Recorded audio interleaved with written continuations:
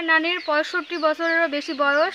আমার নানি এমনভাবে মারছে, পরে রাতের বেলা তো এখানে গাড়ি পাওয়া যায় না, সেজন্য প্রথমে কেদারগঞ্জ ওনাকে নিয়ে যাওয়া হয়েছে। কেদারগঞ্জে বেশি শরীর খারাপ দেখে ওনাকে সদরে পাঠিয়ে দিয়েছে। চুয়াডাঙ্গা সদরে আমার নানি 2 দিন আমি সব নানিকে ভর্তি করে নিয়েছিলাম। প্রথমে আমার মা ওখানে আমার বোন ফোন দিয়েছিল, আমি ফোনটা আমার মাকে দিতে গেলাম।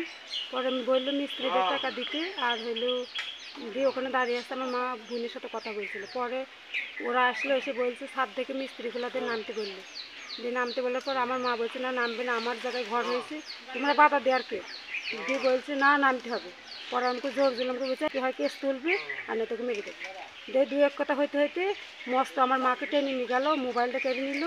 পরে মাহবুব আর মস্ত দুজনে ধরলো, স্বপন মারলো, স্বপনের বউ, স্বপনের ভাবি, ওরা সবাই মিলে রাস্তার মাঝখানে যে যেরাম পড়েছে আমাকে আর আমার মাকে খুব লেগেছে।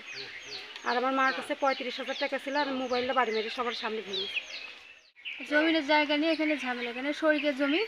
তো যে জন্য কয়েকদিন আগে মাহবুব, মোস্তফা, রায়হান, স্বপন আর ওদের বাসার সবার ওয়াইফরা এসে নানিদিকে বলে গিয়েছে মামলা তুলতে, আর না হলে মারধর করবে, হুমকি, হত্যা পর্যন্ত, মানে হত্যা করারও হুমকি দিয়ে গিয়েছে।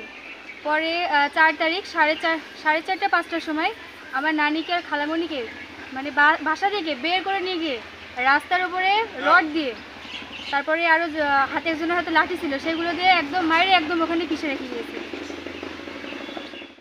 তারপরে মাহবুব আর মোস্তফা এদের চেলাপেলা আছে, এরা খুবই আমাদের উত্তপ্ত করছে, ওদের জন্য আমরা বাসায় বের হতে পর্যন্ত পারছি না। এইভাবেই মেরে থুয়ে গিয়েছে, আমরা যদি এখন বের হয় তাহলে আবার মারবে, এরকমভাবে আমাদের হুমকি দিচ্ছে। আমার নানির ৬৫ বছরেরও বেশি বয়স। আমার নানি এমনভাবে মারছে, পরে রাতের বেলা তো এখানে গাড়ি পাওয়া যায় না, সেজন্য প্রথমে কেদারগঞ্জ ওনাকে নিয়ে যাওয়া হয়েছে। কেদারগঞ্জে বেশি শরীর খারাপ দেখে ওনাকে সদরে পাঠিয়ে দিয়েছে। চুয়াডাঙ্গা সদরে আমার নানি 2 দিন আমি সব নানিকে ভর্তি করে নিয়েছিলাম।